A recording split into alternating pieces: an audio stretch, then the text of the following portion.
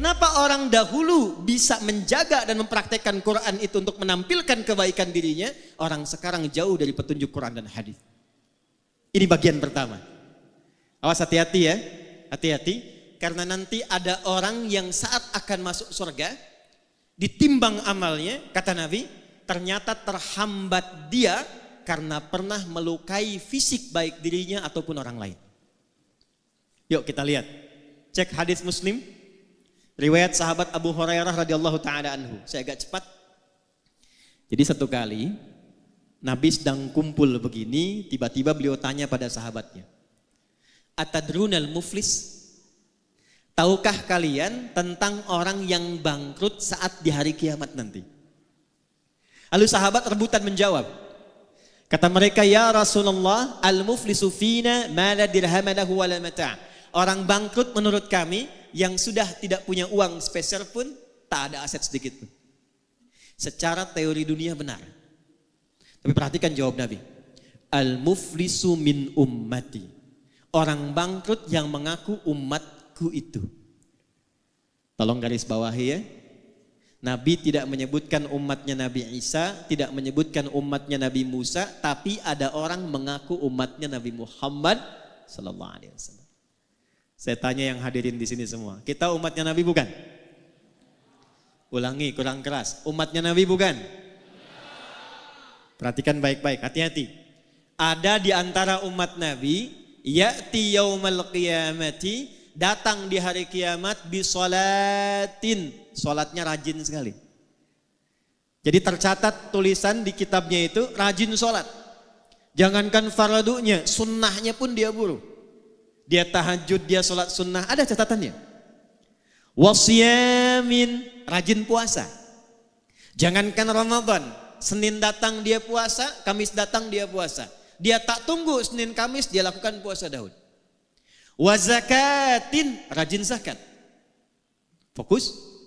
Cuma sayang kata Nabi, wa ya'ti qad syatama hadza. Tapi saat yang bersamaan dia pernah mencaci orang lain. Wa qadzafa hadza, menuduh orang lain. Wa daraba hadza, menyakiti fisik orang lain.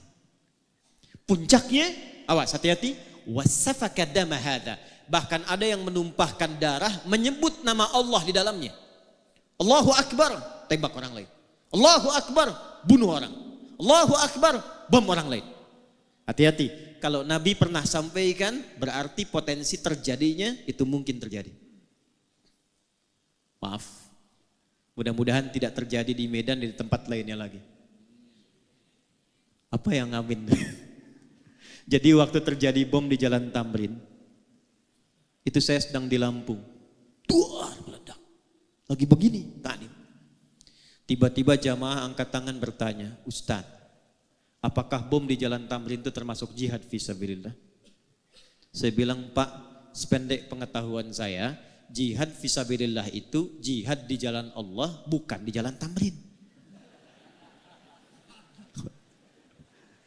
Jihad fisabilillah itu jihad di jalan Allah, bukan di Jalan Tamrin.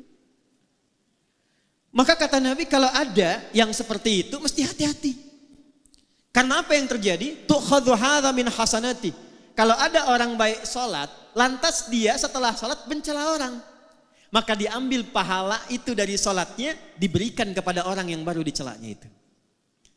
Kalau ada orang puasa, saat buka menggibahi orang, menggosipkan orang, itu diambil pahala puasanya, ditransfer kepada orang yang digibahi itu.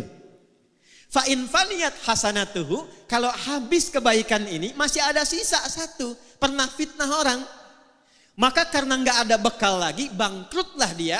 Dosa-dosa orang yang difitnah itu diambil, diberikan kepadanya. Faturiha finnar, maka dicuci dulu di neraka, baru kemudian diangkut, diberikan ke dalam surga. Fisik. Awas, penting saya sampaikan karena sabda Nabi ini zaman sekarang kita mudah dapati. Betapa banyak orang cuma update status tapi isinya bisa melukai orang lain. Dan yang paling menarik, betapa banyak Nabi ngasih kemudahan untuk ibadah, tapi ketika dipraktekkan kok menjadi saling berselisih. Mudah-mudahan di sini tidak ya.